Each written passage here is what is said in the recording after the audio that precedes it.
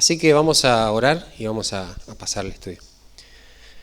Dios, Padre, gracias por este tiempo, gracias Señor porque a ti te place, Señor, que estemos en este lugar reunidos, escuchando tu voz, Señor, alabándote.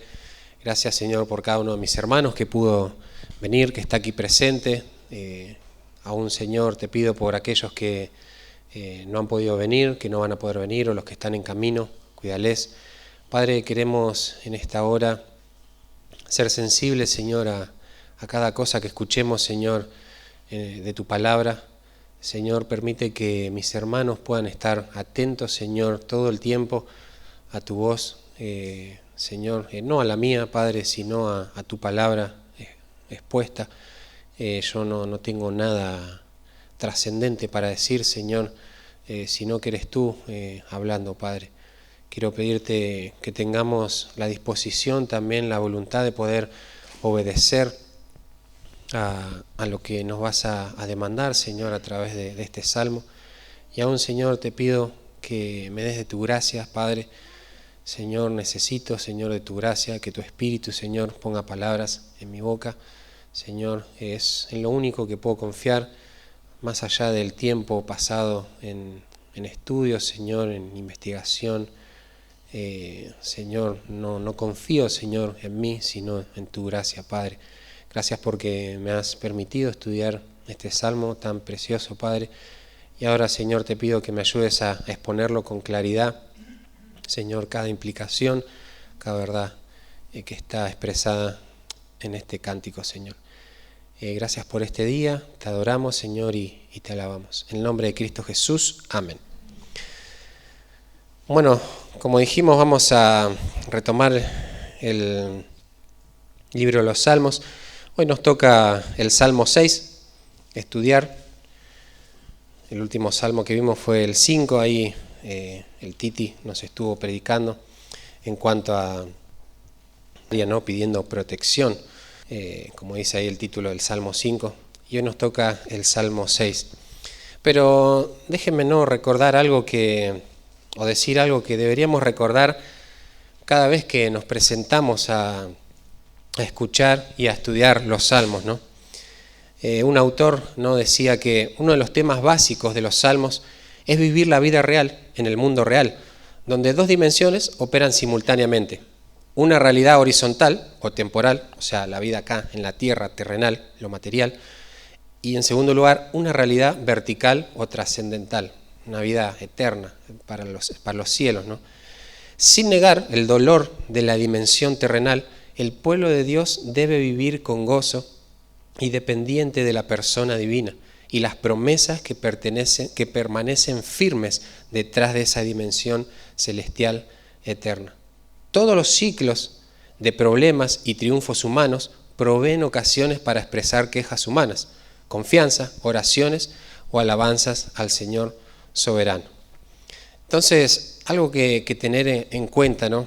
Entendemos que es la palabra de Dios, es la palabra eterna, y por ende nos va a enseñar verdades, principios eternos para nuestra vida, que trascienden a esta esfera terrenal.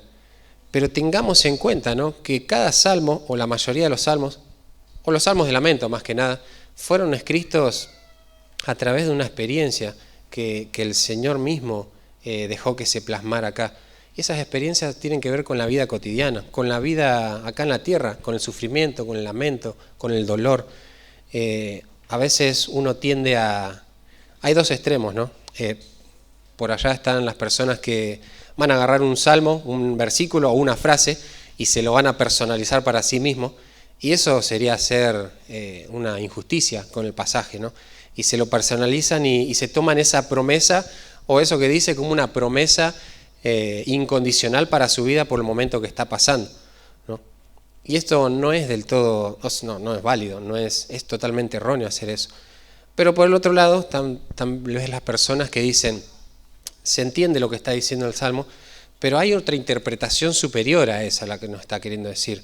Está bien todo lo terrenal y eso, pero hay algo más profundo, hay un concepto eterno. Y sí es verdad, pero ese concepto eterno no pasa por alto a las cosas cotidianas que le han pasado a estos hombres. Entonces querer espiritualizar también el Salmo sería querer alegorizarlo, querer buscarle ese sentido más profundo que el autor le quiso dar.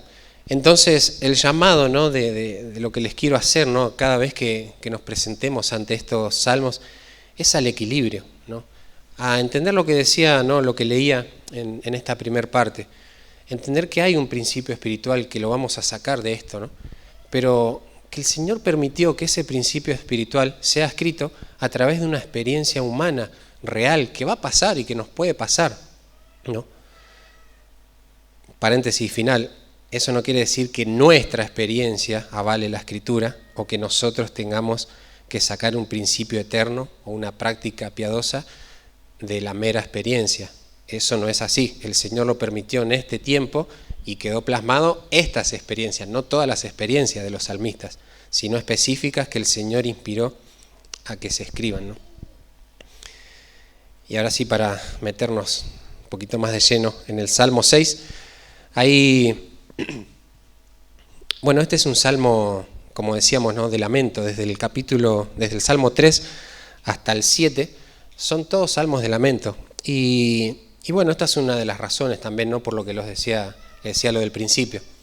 No es casualidad que el que compiló este primer libro empieza hablando, ¿no?, el contraste es en el capítulo 1 entre el justo y el injusto, después del señorío de Cristo en el capítulo 2, pero más adelante empieza a hablar todo de sufrimiento, de confianza, de lamento, de injusticias que van pasando.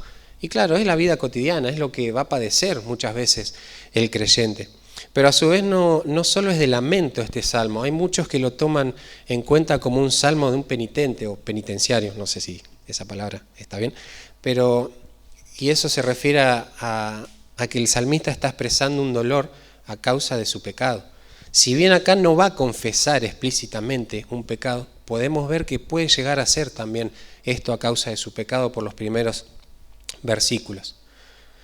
Otra cosa a tener en cuenta, bueno, no tiene un contexto, o sea, sí tiene un contexto, obviamente, fue escrito en un contexto, pero no se nos dice en este salmo, como por ejemplo en el 3, cuando vemos que David huía de delante de Absalom, su hijo.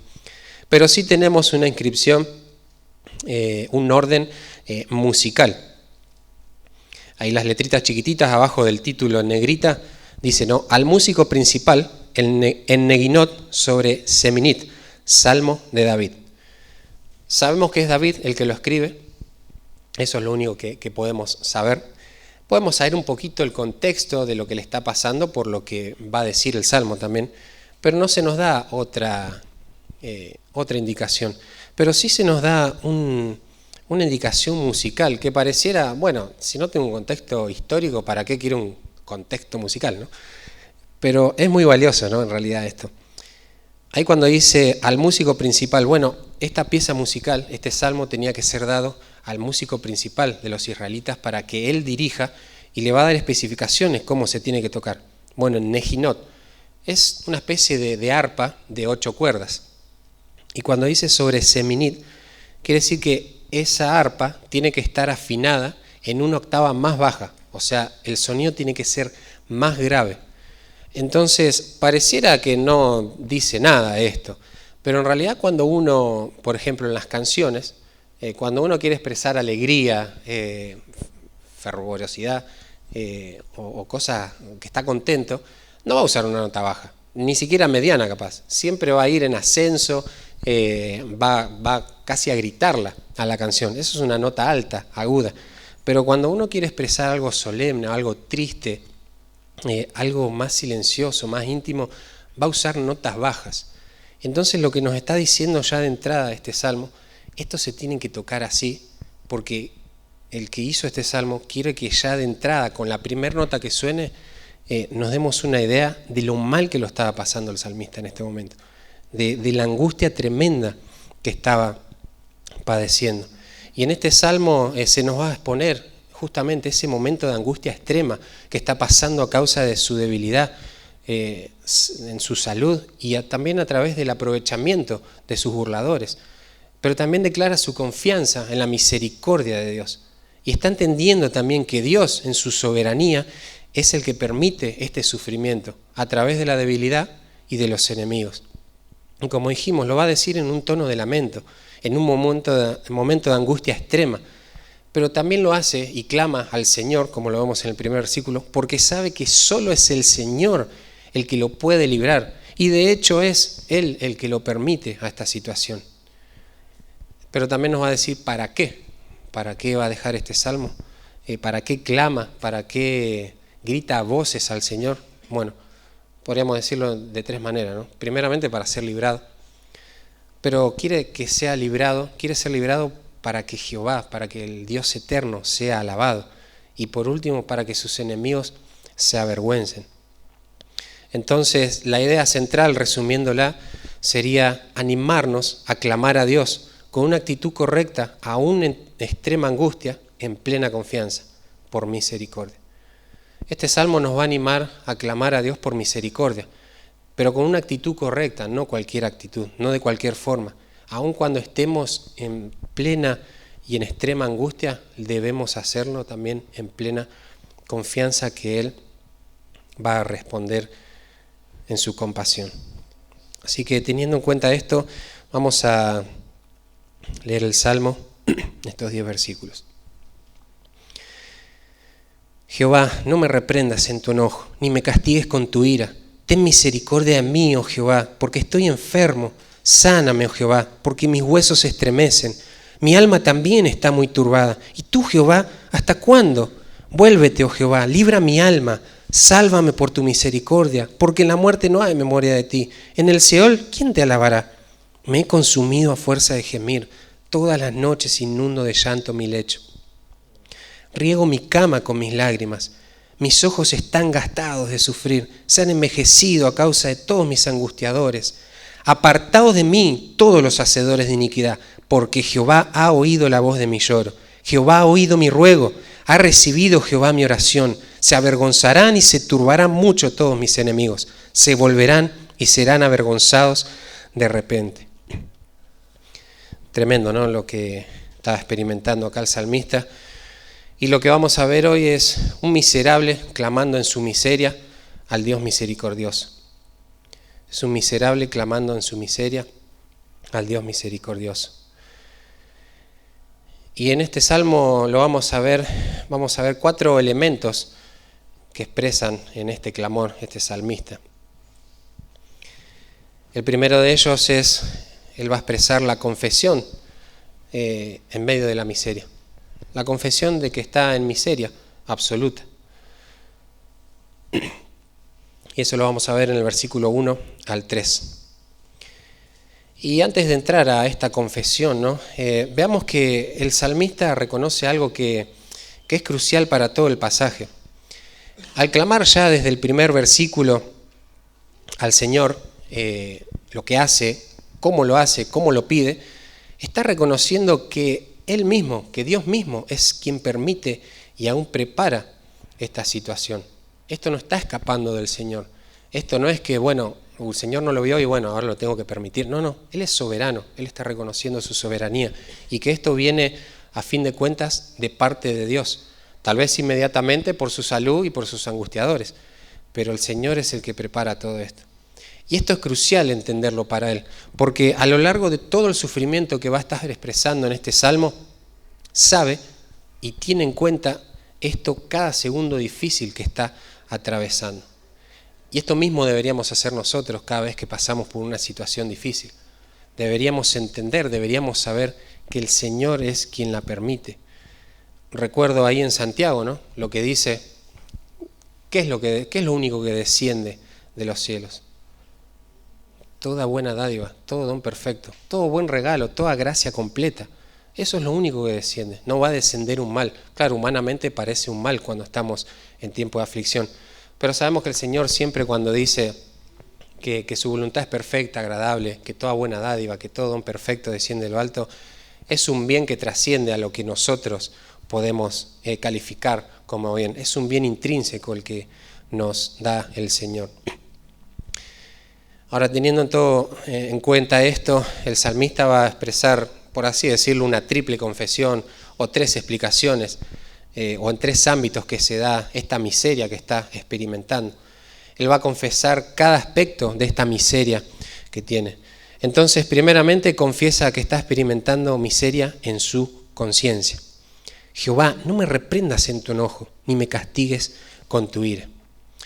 Al hacer referencia a la ira, a su enojo, a la reprensión y al castigo, es muy probable, como les decía, que implícitamente esté reconociendo que la situación que el Señor está permitiendo es a causa de un pecado.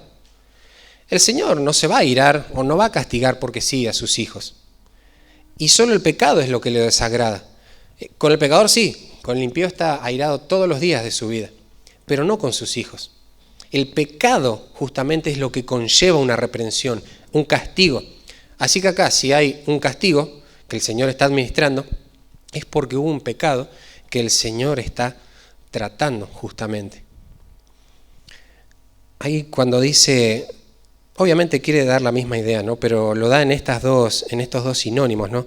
No me reprendas, dice, en tu enojo. La palabra reprensión ahí tiene que ver con algo más cercano, como una relación de padre a hijo, ¿no? Y justamente ahí dice, no me reprendas en tu enojo. Y claro, podemos ver, ¿no? La reprensión de padre a hijo debe ser con amor, por más que haya hecho la macana que haya hecho, no tiene que haber enojo en sí. Esto me enoja a mí.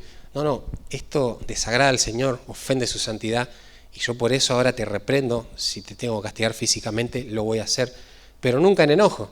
De hecho, a veces cometemos el error los padres de castigarlos no en amor, sino en enojo, y es ahí donde no estamos corrigiendo realmente, espiritualmente a nuestros hijos, no estamos sacando esa insensatez, solo estamos aplicando castigo físico, pero no lo estamos haciendo con amor, no nos estamos tomando el tiempo de explicarle por qué, para qué, cómo se debe hacer esto. Entonces acá implora en ese sentido, ¿no? Como un padre rogándole un hijo a un padre. No me reprendas en tu enojo. Y la segunda línea dice lo mismo, pero en otro sinónimo, ni me castigues con tu ira. Y el tema del castigo ya tiene una connotación de que alguien fue a juicio y se lo declaró culpable, se lo encontró culpable, y entonces debe recibir un castigo justo. Pero acá dice nuevamente, ni me castigues con tu ira. Si se pone a pensar, el salmista no está queriendo evadir el castigo. Él no pide inmunidad del juicio, sino más bien lo que hace es que él le está pidiendo que la disciplina de Dios sea impuesta con misericordia. Miren lo que dice Jeremías 10, hablando de la desolación de Judá, ¿no? En el versículo 19. ¡Ay de mí por mi quebrantamiento! Mi llaga es muy dolorosa. Pero dije, ciertamente enfermedad mía es y debo sufrirla, ¿no? Se está haciendo toda una analogía, ¿no? Se está personificando, ¿no? a este reino, a esta tribu. Y está diciendo, ¡ay de mí por este quebrantamiento! Pero esta es mi enfermedad que me la merezco y la tengo que sufrir. Pero el versículo 24 va a decir, castígame, oh Jehová, castígame, pero no con tu furor, para que no me aniquiles. Claro, porque si el Señor tendría que ajusticiar a cada uno de nosotros, no quedaríamos nadie de los que estamos acá, ¿no? Entonces esto mismo es lo que está pidiendo el salmista. Señor, yo sé que me merezco esto, pero no lo hagas en tu ira, no lo hagas en tu enojo. Hacelo mostrando aún tu misericordia en este tiempo que he pecado. Mostrá esa misericordia. En segundo lugar, vemos que no solo confiesa que está experimentando miseria en su conciencia, sino que experimenta miseria en su salud. Ahí del versículo 2 dice, ten misericordia de mí, oh Jehová, porque estoy enfermo. Sáname, oh Jehová, porque mis huesos se estremecen. Es tremendo el cuadro acá que está dando David, ¿no? O sea, su carne es afectada a causa de esta dificultad que está pasando. Y como decía al principio, algunos piensan que este pasaje no se refiere a una dificultad, a una enfermedad de la salud física en sí, sino en algo más espiritual. Y su argumento es que muchas veces en los Salmos y en todo el Antiguo Testamento y en toda la Biblia aparece esta palabra enfermedad también, pero se refiere a algo más espiritual. Pero no es un argumento muy sólido tampoco, porque el mismo argumento, pero al revés, podría ser válido también. Hay muchas veces en el que el Señor permite la enfermedad física real en el cuerpo para mostrar su voluntad, para mostrar su carácter, como en el caso de Job, o muchas veces por pecados, como los vemos justamente en la vida de David muchas veces, o en otros reyes. Así que no podríamos decir que esta enfermedad en realidad no es física, o que en realidad era una enfermedad espiritual o de su ser interior. Porque de hecho ahí en el siguiente versículo incluso dice, también mi alma está muy turbada. Y ahí la palabra estremecer, que mis huesos se estremecen, y turbado, es la misma en el original, que está todo tambaleante. Entonces, si se está refiriendo a su ser interior, en el versículo 3 y en el 2, también, no sería muy coherente lo que escribió, porque quedaría algo así como, mi ser interno está turbado, pero mi ser interno también está turbado. O sea, ya no es un sinónimo, ya se está diciendo exactamente lo mismo. Y no, claramente está hablando de su salud física. Y eso no es de extrañarse en los salmos. Vemos cómo las situaciones difíciles causan esta enfermedad en el cuerpo y aún los pecados hacen estragos en la salud. Ahí en Salmo 38 tenemos un ejemplo claro, en el Salmo 32 y en el 38, dice 32:3, mientras callé se envejecieron mis huesos, en mi gemir todo el día. El Salmo 38 dice, Jehová, incluso empieza de la misma manera, ¿no? Jehová, no me reprendas en tu furor, ni me castigues en tu ira, porque tus saetas cayeron sobre mí ha descendido tu mano. Nada hay sano en mi carne a causa de tu ira, ni hay paz en mis huesos a causa de mi pecado, porque mis iniquidades se han agravado sobre mi cabeza, como carga pesada se han agravado sobre mí. Hieden y supuran mis llagas a causa de mi locura, y estoy encorvado, estoy humillado en gran manera. Ando enlutado todo el día, porque mis lomos están llenos de ardor, y nada hay sano en mi carne. Estoy debilitado y molido en gran manera. Gimo a causa de la conmoción de mi corazón. Es real esto, y justamente David es el que más lo va a expresar en la Escritura, que cuando calla su pecado, o cuando está en pecado y aún lo confiesa, luego de esa confesión sigue tal vez esas consecuencias en su salud, de que se siente mal, todo su cuerpo afecta el pecado. Ahí vemos, ¿no? Dice que los huesos se estremecen, ¿no? Y podemos tomar a los huesos, ¿no? Podemos verlos como, ahí va a decir el esqueleto, pero es obvio que es el esqueleto, ¿no? Pero es la columna de la salud, es la columna de la vida física, ¿no? Más allá de que hay órganos vitales que son de suma importancia, pero sin hueso, o sea, seríamos una gelatina, una babosa, no podríamos hacer nada, ¿no? Entonces cuando esto tambalea, cuando el hueso ya tambalea, es porque está al límite con su salud. O sea, creo que hay muy pocos dolores que superan al dolor de cuando un hueso duele. Me acuerdo cuando me agarró dengue ahora en marzo y me agarró la fiebre rompehuesos que le dicen. Y es verdad, parece que se te están rompiendo los huesos. O sea, si estás acostado boca arriba y te querés girar, o sea, tardás como 5 minutos, pero esos 5 minutos parece que jugaste 5 partidos en cancha de 11. Terminás todo roto, o sea, no te podés mover. O sea, tu cuerpo no reacciona, o sea, estás al límite en tu salud. Y así mismo estaba David en este punto de su salud, ¿no? Pero en tercer lugar, vemos que esa confesión no es solo en su conciencia que está experimentando miseria, en su físico, sino su ser entero está experimentando esta miseria. Ahí vemos en el versículo 3, mi alma también está muy turbada. ¿Y tú, Jehová, hasta cuándo? Mi alma también está tambaleando, le está diciendo. Ya está al límite mi alma.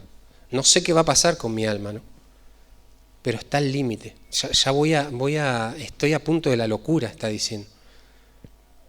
Y este tiempo de aflicción que probablemente viene como consecuencia del pecado y por una salud totalmente demacrada, va a afectar a su alma, a su voluntad, a su intelecto, a sus emociones. Y la realidad, hermanos, es que cuando uno llega a un punto extremo en una situación difícil, en una prueba, sea de salud o sea la dificultad que sea, creamos lo que creamos, tengamos la convicción que tengamos, conozcamos lo que conozcamos de los principios, verdades y promesas eternas del Señor, no somos inmunes al desánimo. No somos inmunes al desánimo. Que tenemos que luchar contra eso, claramente. Pero podemos estar fuera del tiempo de prueba, firme como una estatua. Pero justamente para eso viene la prueba, para ver realmente si nuestro intelecto, nuestras emociones, nuestra voluntad se mantiene intacta. Y eso es muy difícil a veces, hermano. Pero claro, en ese punto, justo cuando llegamos ahí al extremo, al límite, es donde tenemos que clamar al Señor. Es donde tenemos que derramarle todo nuestro corazón a nuestro Señor, recurrir a Él inmediatamente. Y justo en este punto, y no antes, es donde David clama: ¿hasta cuándo, Señor? ¿Hasta cuándo? Y tú, Jehová, ¿hasta cuándo? Él no está preguntando: ¿será que me vas a sacar de esta situación? ¿Será que esto es reversible? No está preguntando eso. Él con esta pregunta está diciendo: hay un cuándo. El Señor me va a sacar. Muestra aún esa confianza en esta pregunta. Pero él pregunta: ¿cuándo va a ser ese cuándo? O sea, ¿hasta cuándo? Y fíjate que es en este punto que hace esta pregunta. No es cuando la parte material de su ser, el físico, está por el piso. No lo hace en ese momento, sino que cuando su parte inmaterial, su alma, no el recipiente, sino la esencia, está por el piso, está ya a punto de ceder, ¿no? Es cuando pregunta esto. Porque sí, su conciencia lo molesta, su salud, o sea, no se puede mover, está muy turbado en su salud, pero cuando toca su alma, nuevamente como veíamos en el versículo, en el capítulo 3, ¿no? Muchos son los que dicen de mí, muchos se levantan, o sea, me quieren criticar, me quieren matar, pero se metieron con mi alma, con mi ser interno, o sea, me quieren desde ahí, desde la raíz de mi ser, me quieren hacer tropezar. Bueno, acá lo mismo, es su conciencia, es su salud, pero ya está afectando lo que es él. Él es un hijo de Dios. Quiere tambalear otra vez en su fe en este punto. Entonces pregunta ahí: ¿hasta cuándo, Señor? No permitas que esto suceda, no lo permitas, Señor. Y el salmista sabe, ¿no? David sabe que esto incluso se puede tornar en un círculo interminable, mortal para su vida. Porque claro, mi conciencia está mal, mi salud está mal y ahora mi alma está mal. Y fíjate lo que dice Proverbios 17:22. El corazón alegre constituye buen remedio, mas el espíritu triste seca los huesos. Seca los huesos. Claro, ponete a imaginar, estoy mal en mi conciencia por mi pecado, estoy mal dentro mío por mi salud, pero ahora mi alma está mal, por dentro estoy mal, estoy triste. Pero eso va a hacer que mis huesos se resequen más todavía, y si mi hueso se reseca me voy a desanimar, y mi desánimo va a hacer que mi salud, y todo se vuelve un círculo interminable. Entonces ahí es donde el salmista clama al Señor por misericordia. ¿Hasta cuándo? ¿Hasta cuándo? Es una queja, puede verse como una queja hacia el Señor, pero en este sentido, ¿no? De: Señor, yo no doy más, no aguanto más esta situación. Esto me sobrepasa, pero en mucho. Entonces, en este primer punto, David confiesa su miseria total. Está en bancarrota, en alma y cuerpo, podríamos decir. O sea, la confesión de mi estado miserable es el primer paso siempre, en cualquier situación, para que el Señor comience a orar. Eso incluso cuando hablamos en términos de salvación. Mi miseria espiritual es lo primero que reconozco.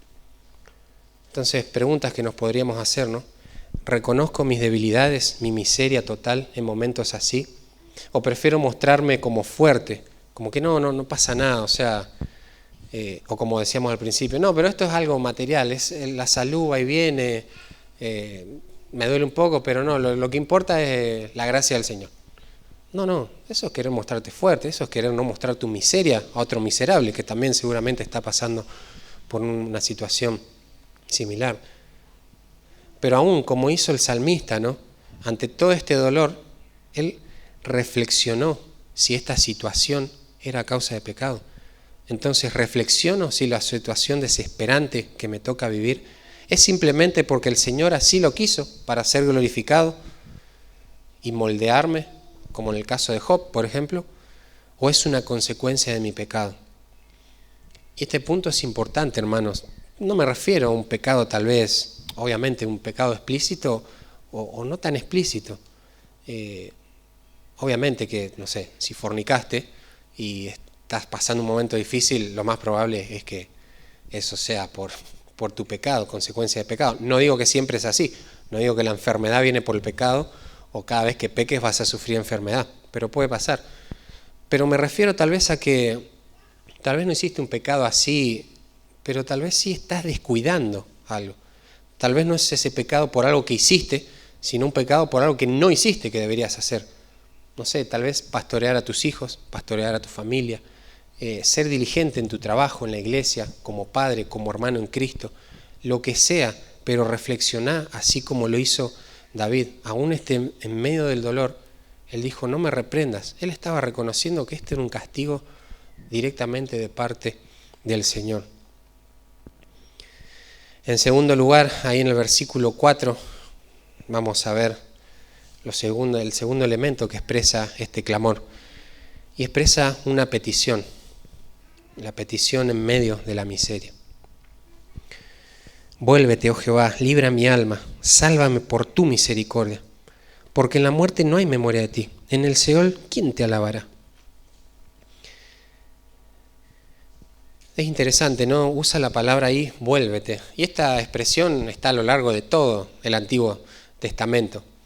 Pero siempre es usada por Dios, esta expresión, cuando pide a su pueblo que se vuelvan hacia Él, ¿no? Que se arrepientan de lo que están haciendo, que cambien su actitud y que empiecen a hacer las obras que Dios les manda.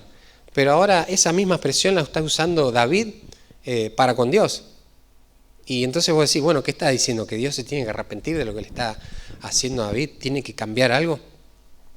Claro, Él está pidiendo justamente que cambie esa aparente actitud de indiferencia que está teniendo con David.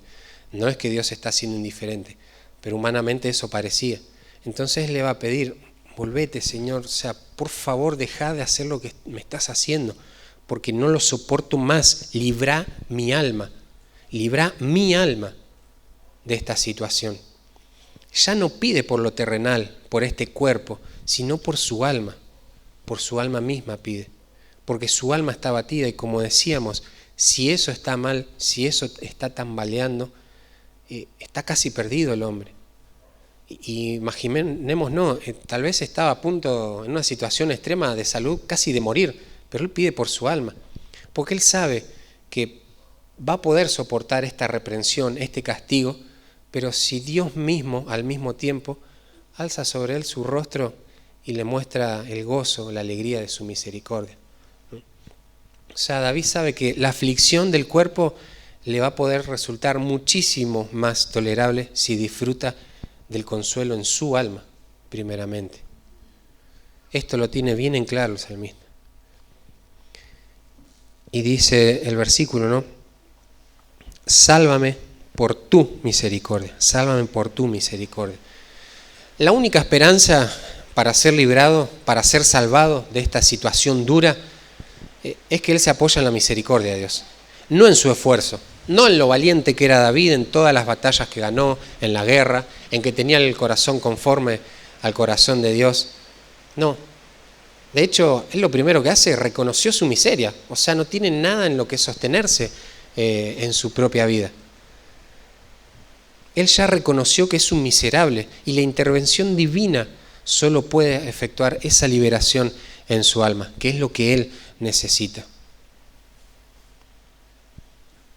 Y aún esto pasa en nuestra salvación también, ¿no? Reconociendo, confesando nuestra miseria, pero después, diciéndolo de alguna manera, abandonándonos a la misericordia de nuestro Señor, porque nosotros no podemos hacer nada, estamos incapacitados. El versículo 4 nos muestra que esta petición se trata de que Él descansa en la misericordia del Señor. Pero el versículo 5 nos va a decir que esta petición de liberación, se trata del propósito, ¿no? De que el Señor pueda ser alabado. Porque en la muerte no hay memoria de ti. En el Seol, ¿quién te alabará? Y claro, para poder seguir alabando a Dios, de la única manera que nosotros podemos honrarlo al Señor en nuestros cuerpos es si estamos vivos. O sea, es obvio eso. Un cadáver no puede glorificar a Dios. Esa cáscara sirve solo si tiene vida, solo si tiene el alma. O sea, es para lo único que Él quería seguir viviendo acá, para cumplir con el propósito de glorificar a Dios. Obviamente ese cuerpo va a ser glorificado un día y va a poder volver a alabarlo a Dios, pero Él quería seguir glorificándolo al Señor. Él entendía que no, y a su vez también da esta idea de no, o sea, en mi muerte tal vez no seas glorificado, porque más adelante va a decir, hay gente que se enteró de todo lo que estoy pasando y se está burlando de mí. No sea cosa que ellos se burlen y digan, mirá, el Señor lo mató por su negligencia, o mirá, todas las batallas que ganó, todo lo que amó al Señor David, pero el Señor lo terminó matando, aunque dio todo.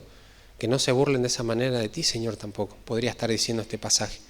O sea, en mi muerte tal vez haya gente que se burle de vos. Entonces, solo por tu honra, no permitas esto. Líbrame por amor a vos mismo, Señor, le está diciendo. ¿Quién te va a alabar en el Seol? ¿Quién se va a acordar de ti? En su momento, Ezequías mismo expresó lo mismo ahí en Isaías 38, capítulo 17. Capítulo 38, versículo 17, perdón.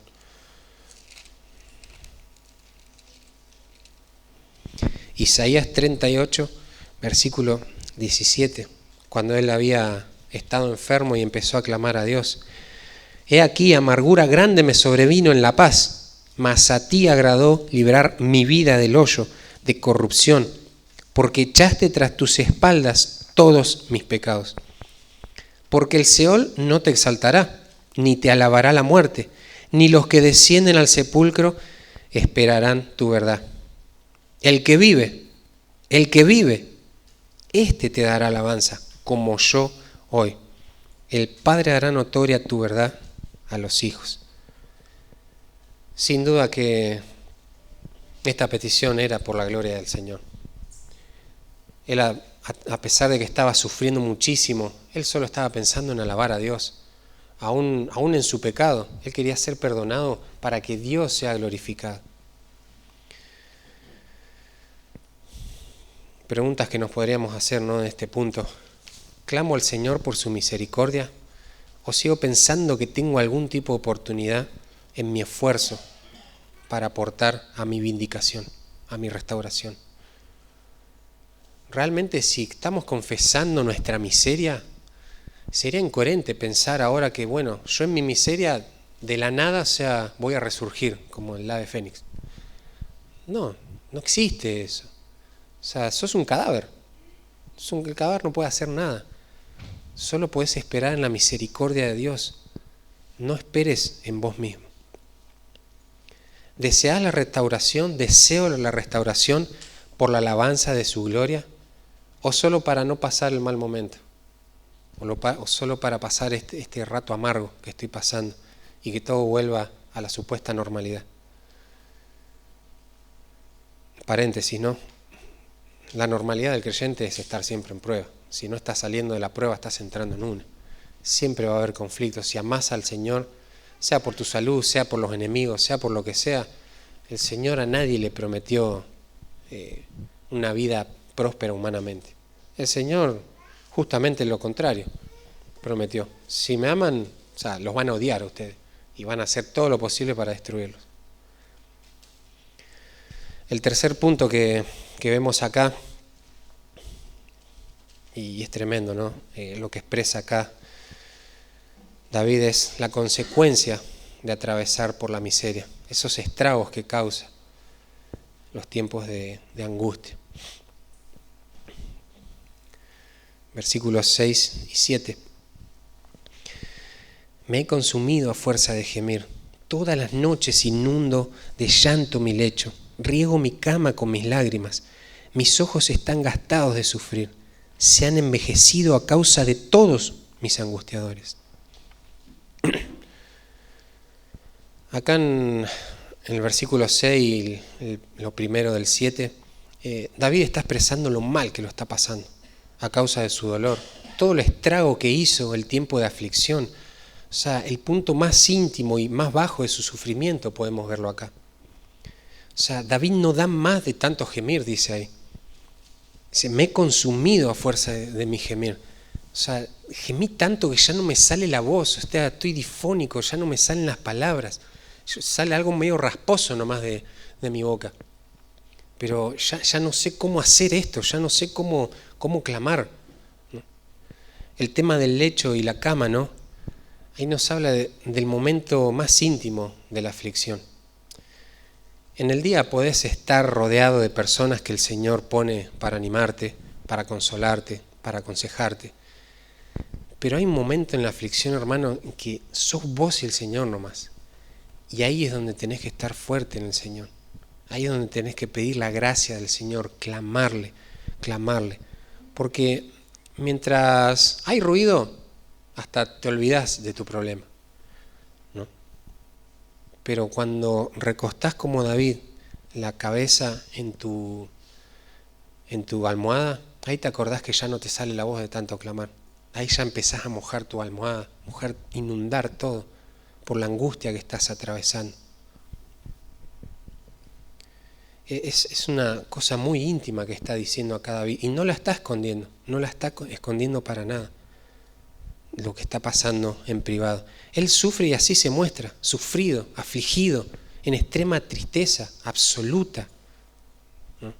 Es una situación tremenda que nos está mostrando David en este pasaje. Y esto que hace David, me acordaba, ¿no?, de Eclesiastés, cuando dice que el justo vive en casa o está en casa de luto, ¿no?, pero el impío está de fiesta en fiesta. Claro, porque quiere el ruido el impío, quiere el ruido, no quiere pensar en los momentos, no quiere reflexionar. Pero claro, el justo está en casa de velatorio porque ve el cadáver, ve el muerto y empieza a reflexionar sobre la vida, sobre lo miserable que somos, sobre lo limitados que somos y qué vamos a hacer con esa limitación que es la vida, ¿no? Si la vamos a malgastar o no. Me recordaba eso, ¿no? David no está escondiendo su miedo, sus temores. No, te está diciendo, mira, estoy en mi cama ahora y estoy sufriendo y no doy más, no puedo más, no sé cómo hacer con esto. Y en el versículo 7 dice, no, mis ojos están gastados de sufrir. Imagínate un hombre sin voz, ¿no? Ya no sabe cómo, ya no le salen las palabras. No pudo dormir a causa de su llanto, tal vez. Y lo ves a la mañana todo con los ojos hundidos, todos los ojos negros, porque no puede descansar por su enfermedad, por su llanto. Este aspecto totalmente demacrado que tiene David en este punto. Pero ahí va a aparecer otro problema más para David, ¿no? A falta de males. Dice, se han envejecido mis ojos a causa de todos mis angustiadores. Y vos decís, ¿cómo tus angustiadores? Estás hablando de tu conciencia, tu alma, estás hablando de tu salud, que todo eso te hacía sufrir. Claro, pero imagínate a esta situación, ¿no? O sea, está ahí David en su cama, acurrucado, yo me lo imagino, sufriendo, llorando, ¿no?, en miseria física, diciendo, Señor, no doy más, mi salud no me da más, mi cuerpo no me responde, estoy al borde de la locura o al borde de la muerte, no sé qué me va a pasar, ¿no? Mi alma, o sea, mi intelecto, no me funciona bien el intelecto, mis emociones se están distorsionando, estoy afectado emocionalmente. No me sale la voz, en mis ojos se muestra todo lo que estoy padeciendo. Y ahora encima los que me odian se enteran de cómo estoy. ¿Y qué hacen? Se burlan. Tratan de hacer todo para angustiarme más y más. Me están afligiendo. Señor, ya no doy más, no puedo con mi alma, no puedo con mi cuerpo, mucho menos con mis enemigos. Todo esto me está afectando, Señor. Por favor, líbrame, está diciendo David. Pero sabes que él no usa este momento de soledad, de intimidad, de privacidad en su dolor para autoconsolarse, para victimizarse pobre de mí, nadie me quiere, nadie me entiende, o sea, no me ven como tengo la cara, hasta en mi cara se nota que la estoy pasando mal. No, Él quiere dejar esto registrado, no solo como un escrito, imagínate, sino como algo que incluso se va a cantar en el pueblo judío, ¿no? Sino es que para que entendamos lo que se decía al principio, ¿no? Sin negar el dolor de la dimensión terrenal, el pueblo de Dios debe vivir con gozo y dependiente de la persona divina y las promesas que permanecen firmes. Él no va a negar nada de su miseria, ni siquiera los estragos que está causando esta miseria, la condición en la que lo tiene. No niega nada de lo que sucede, pero Él no se va a quedar paralizado. Él usa ese llanto, ese ruego, ese clamor en esas horas oscuras, en solitario que está pasando, para clamar al Señor. ¿Y cómo sabemos esto? Bueno, pasemos al versículo 8 y al cuarto punto. Pero antes de pasar a eso, ¿no? Una sola pregunta que podríamos hacer, ¿no? ¿Aprovechamos esos momentos de máxima aflicción? ¿Aprovecho esos momentos para acercarme más a Dios humillado o para victimizarme y perderme en el dolor? O sea, sí, uno diría, sí, bueno, hay que aprovecharlos para acercarse al Señor. Pero la realidad es que hay personas, yo soy así, por ejemplo, o sea, les abro mi corazón, o sea, me encanta victimizarme cuando estoy haciendo dolor. O sea, me pongo re nostálgico y empiezo a decir, mirá lo que me está pasando, cómo me gustaría que alguien me diga, pobre Johnny. O sea, y me pasa realmente, o sea, eso pasa por mi cabeza, a veces consciente y a veces inconscientemente. No, o sea, esas ganas de, no sé, de sentirse mal cuando está todo bien. ¿Para qué quieres sentirte mal? Para que te miren nomás, es orgullo eso, ¿no? O aprovechás esos momentos realmente para acercarte a Dios humillado. Y ahora en el cuarto punto, descubrimos, ¿no?, cómo sabemos que David usa toda esa situación para clamar al Señor. Bueno, en el cuarto punto y último, ¿no?, vamos a ver este elemento, ¿no?, la confianza en la misericordia del Señor. Él confía en la misericordia del Señor, pero a su vez también vamos a ver la respuesta compasiva del Señor. Mirá lo que dice el versículo 8. Apartaos de mí todos los hacedores de iniquidad, porque Jehová ha oído la voz de mi lloro. Jehová ha oído mi ruego. Jehová ha recibido mi oración. Bueno, ¿cómo sabemos que el salmista aprovechó ese momento de llanto, de inundar la cama? Esas lágrimas no fueron en vano, no fueron superficiales. Esas lágrimas, podríamos decir, no cayeron al suelo, fueron para arriba, ¿no? Fueron para el cielo, esas lágrimas. Porque dice, Jehová ha oído la voz de mi lloro. Es un idioma bastante raro, ¿no? El idioma del lloro, si te pones a pensar cómo es ese idioma, ¿no? Pero hay un autor que decía, ¿no?, que el llanto sincero en medio del dolor, afrontado con una correcta actitud, es una oración líquida que el Señor no va a rechazar nunca, que Él va a escuchar siempre.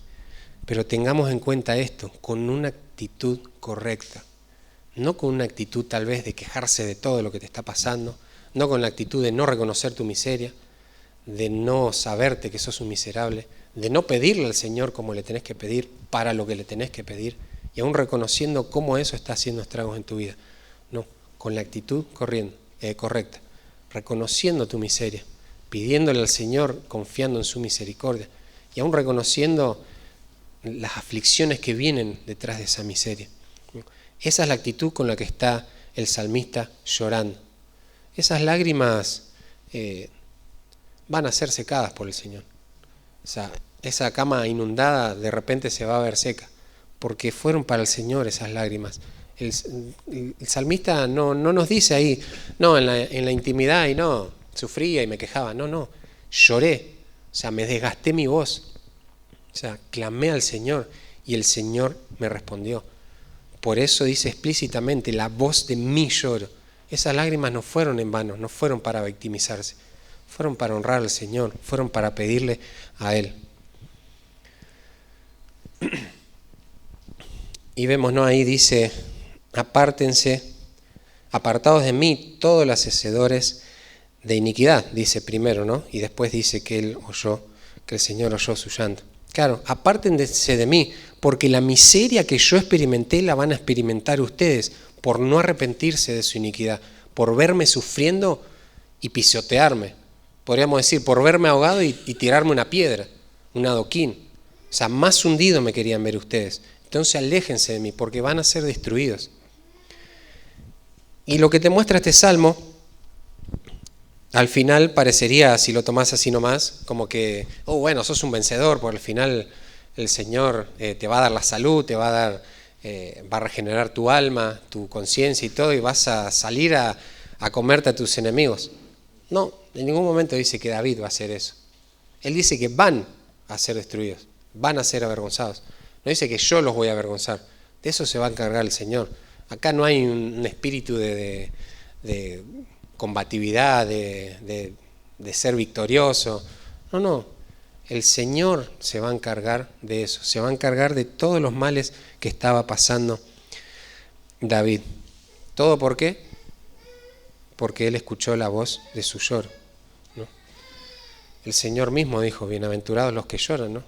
Los que lloran por su miseria, la miseria real, todas sus miserias, ¿no? Pero que confiesan al Señor, que van al Señor después de llorar por esas miserias, no que se quedan estancados en hacerse víctimas.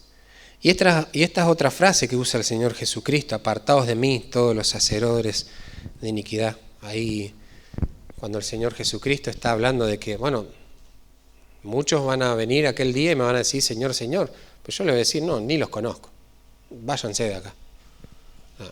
Acá no van a entrar, yo no los conozco. Y va a usar justo esta expresión. No va a decir, no, porque no hicieron las cosas muy bien. No, hacedores de iniquidad, hacedores de maldad. O sea, la palabra hacedor es un trabajo, el que trabaja, o sea, trabajaron para lo malo. No es solo que, y recordemos, no es solo la acción en sí, sino la intención también. Bueno, Jesucristo les va a decir eso mismo. Trabajaron para lo malo por sus malas intenciones que tuvieron. Y acá lo mismo, o sea, ustedes no se acercaron a David para ayudarlo, o no se acercaron cuando él estaba bien. No, justamente se acercaron cuando él estaba mal y aprovecharon como cualquier otra persona hace, ¿no? Cuando cualquier creyente cae, por lo que sea que caiga, o está en un momento de aflicción, si el inconverso se entera, si se entera esa persona que tal vez siempre quiso murmurar de vos, primero no sabes cómo, pues se va a enterar, eso te asegura el pasaje también, se va a enterar y te va a angustiar más, ¿no? Te va a angustiar más eso. Y gloria a Dios si te angustia porque, mirá, me están criticando, pero a final de cuentas están deshonrando al Señor. Entonces por eso David dice, ustedes deshonraron al Señor queriendo afligirme a mí, angustiándome a mí. Entonces huyan, corran de acá, salgan de acá, porque yo ya no estoy en vergüenza, yo ya no estoy en llanto. El Señor oyó mi clamor, el Señor oyó mi clamor y ahora va por ustedes. Dice el versículo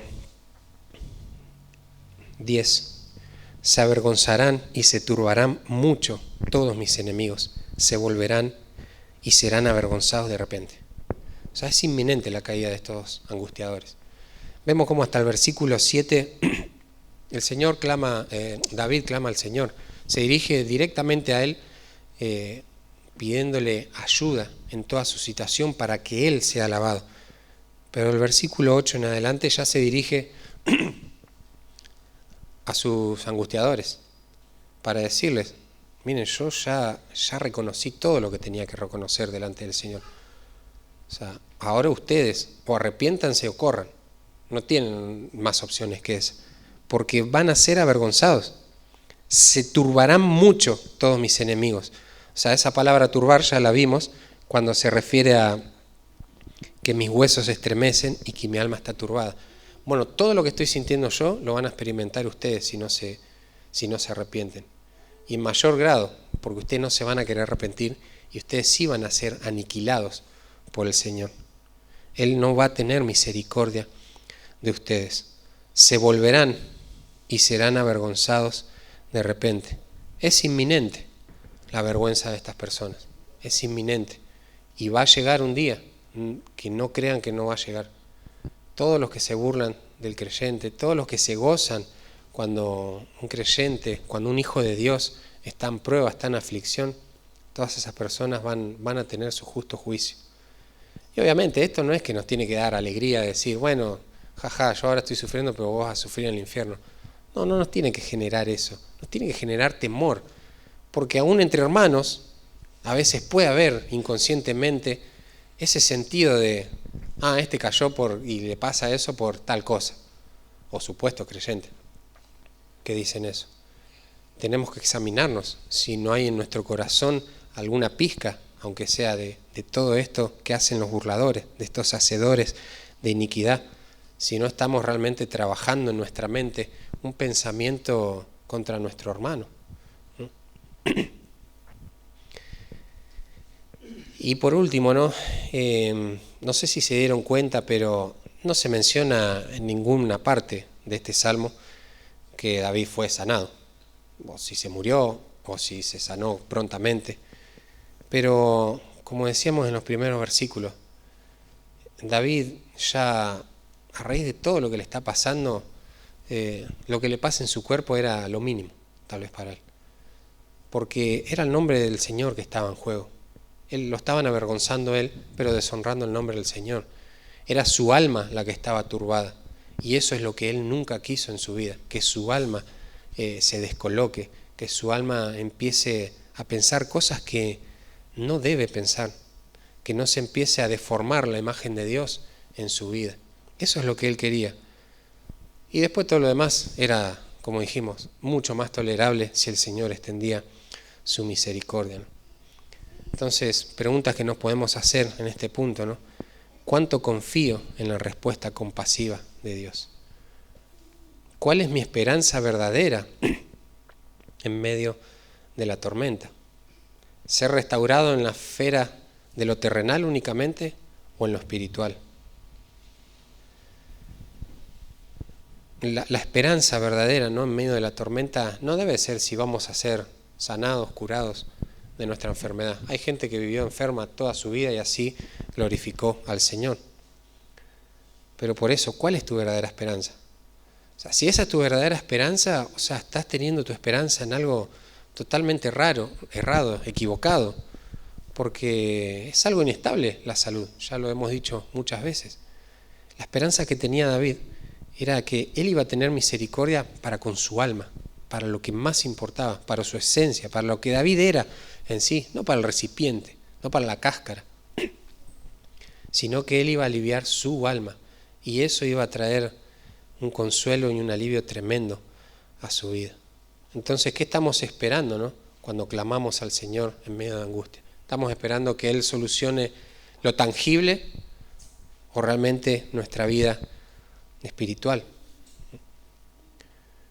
Así que, hermanos, nos llevamos, ¿no?, varias preguntas, varias implicaciones. Hay muchas más en el texto. Los animo, como siempre, a seguir indagando. Hay cosas que, bueno, por una cuestión de tiempo tampoco puse, pero lo principal era mostrar esos elementos, ¿no?, en este clamor de David, ¿no? La petición, la confesión en medio de la miseria, la petición en medio de la miseria, la consecuencia de atravesar por la miseria, pero al final de todo, ¿no?, la confianza en la misericordia de Dios, ¿no?, en medio de la miseria, y aún cómo el Señor responde compasivamente, ¿no? Así que oremos por este tiempo. Padre amado que estás en el cielo, gracias te damos, Señor, porque pudimos, Señor, exponernos ante esta verdad, Señor. Padre, no queremos pasar por alto las situaciones reales, tangibles que pasan en este ambiente, Señor, terrenal, pasajero, en esta esfera, Señor. No lo queremos hacer porque tú las permites, Señor, y tú lo permites con un propósito, Padre. Pero sí, Padre, no queremos quedarnos quietos en esa situación. Y debemos entender, Padre, lo que se nos dice en este pasaje. Debemos entender que todo eso sí es real, es una experiencia dolorosa que vamos a atravesar muchas veces. Pero todo eso, Señor, tiene que llevarnos a examinarnos, Padre, a reflexionar sobre nuestro pecado, sobre nuestra miseria, nuestras limitaciones, pero aún clamarte por misericordia, Señor, para que todo lo que somos, todo lo miserables que somos, tú puedas cambiar, Señor, y tu nombre sea glorificado, Padre. Esa es la razón de nuestra vida y por la cual queremos muchas veces esa restauración, Padre, no para que se solucione terrenalmente lo que nos está pasando, sino que tu nombre sea glorificado a través de nuestras vidas, a través de tu salvación en nosotros, Padre. Que puedan ver un Dios misericordioso, que puedan ver tu carácter a través de las obras que vas haciendo en nuestra vida, Padre. Te ruego, Señor, por los hermanos que no han venido también, que puedan tomarse el tiempo de poder reflexionar en esto y que podamos, Señor, estar preparados para estas situaciones extremas, Señor, como las que estuvo, Señor, David, que aún, Señor, sí en un pecado, sí estando en la miseria total, en lo físico, en lo mental, en su conciencia, en lo espiritual, Señor, él tenía claro estos principios y los ponía en práctica en esos momentos.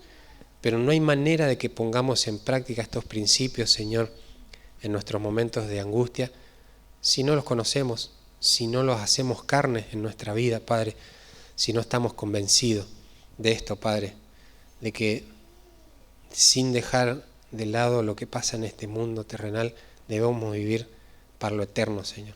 Que tengamos siempre en cuenta eso y que tú eres soberano sobre todas las cosas, Padre. Que de ti solo vienen buenas dádivas, Señor, dones perfectos. Gracias, Padre, por este tiempo. En nombre de Cristo Jesús. Amén.